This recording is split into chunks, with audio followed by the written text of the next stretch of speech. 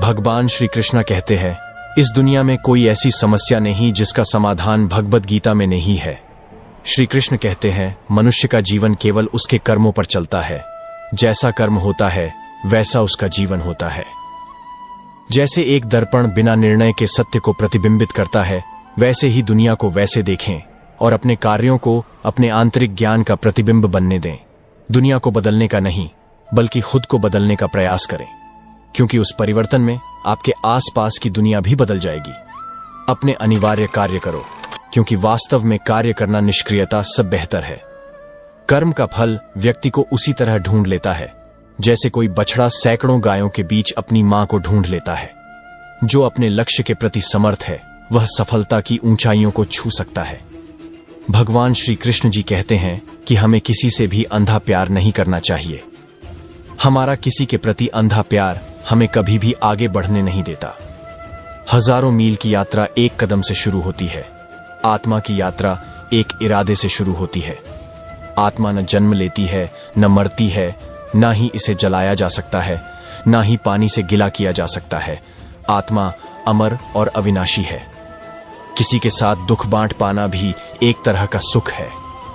अधिक प्रेम भी व्यक्ति को बुद्धिहीन कर देता है। आत्म खोज की यात्रा सर्वोत्तम तीर्थ यात्रा है। अपने हृदय में स्थित ब्रह्मांड को समझने के लिए भीतर यात्रा करें। अनुमान मन की कल्पना है और अनुभव जिंदगी का सबक है। सच्ची खुशी तभी होती है जब आपकी सोच, कथन और कर्म में समानता हो।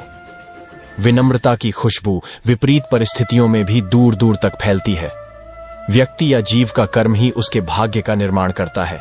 किससे, कब और कितना बोलना है। अगर तुमने यह समझ लिया तो तुम अपनी जिंदगी के सार्थक बन चुके हो।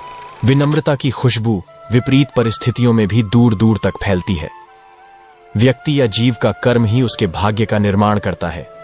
सहना चाहिए, मौके पर कहना भी चाहिए और शांति के साथ रहना भी चाहिए। जिसमें प्रेम हो वह हर रिश्ता एक बंधन है, वरना यूं ही नहीं राधे के साथ देवकी नंदन है। जैसे तेल समाप्त हो जाने पर दीपक बुझ जाता है, इसी प्रकार कर्म के क्षीण हो जाने पर भाग्य भी नष्ट हो जाता है। जैसे कमल कीचड़ में से पवित्रता से खिलता है, वैसे ही अपनी आत्मा को जीवन के कीचड़ में खिलने दो। आत्मा पुराने शरीर को वैसे ही छोड़ देती है जैसे मनुष्य पुराने कपड़ों को उतारकर नए कपड़े धारण कर लेता है। मौन सबसे अच्छा उत्तर है किसी ऐसे व्यक्ति के लिए जो आपके शब्दों को महत्व नहीं देता। मनुष्य जन्म लेता है तो उसके पास सांसें तो होती हैं, पर कोई नाम नहीं होता। जब मृत्यु होती है तो उसके पास नाम तो होता है, पर सांसें नहीं होती। इसी सांस और नाम के बीच की यात्रा को जीवन कहते हैं। न किसी के अभाव में जियो, न किसी के प्रभाव में जियो। यह जिंदगी है आपकी अपने स्वभाव में जियो। बुद्धि वह दिशा सूचक यंत्र है जो जीवन के जहाज को अशांत पानी से शांति के तट तक ले जाती है। समय की नदी निरंतर बहती रहती है। अपने कार्यों को वे कंकड़ बनने दें जो उद्देश्य की लहरें पैदा करते हैं। मैं सभी प्राणियों के हृदय में विद्यमान हूं। जीवन में कभी मौका मिले तो किसी के लिए सारथी बनना स्वार्थी नहीं। सेहत के लिए योग और किसी की जरूरत पर सहयोग, दोनों से ही जीवन बदलता है। किसी के प्रति मन में क्रोध लिए रहने की अपेक्षा उसे तुरंत प्रकट कर देना अधिक अच्छा है। जैसे क्षण भर में जल जाना देर तक सुलगने से अधिक अच्छा है। मन एक बगीचा है।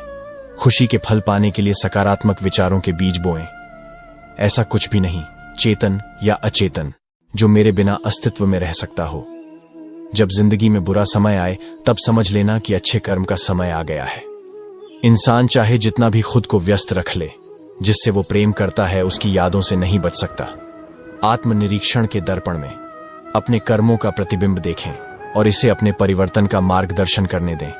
वह जो मृत्यु के समय मुझे स्मरण करते हुए अपना शरीर त्यागता है, वह मेरे धाम को प्राप्त होता है। इसमें कोई संशय नहीं है। समय कभी नहीं रुकता। आज यदि बुरा चल रहा है तो कल अवश्य अच्छा आएगा। आप केवल निस्वार्थ भाव से कर्म कीजिए और वही आपके हाथ में है। क्रोध की अग्नि उसे जलाने वाले को भस्म कर देती है, इसीलिए इसे धैर्य के जल से शांत करो। करुणा का दीपक इतना प्रकाशमान हो कि वह हर कोने से पीड़ा का अंधकार दूर कर दे। कोशिश की जाए तो अपने अशांत मन को आसानी से नियंत्रित किया जा सकता है।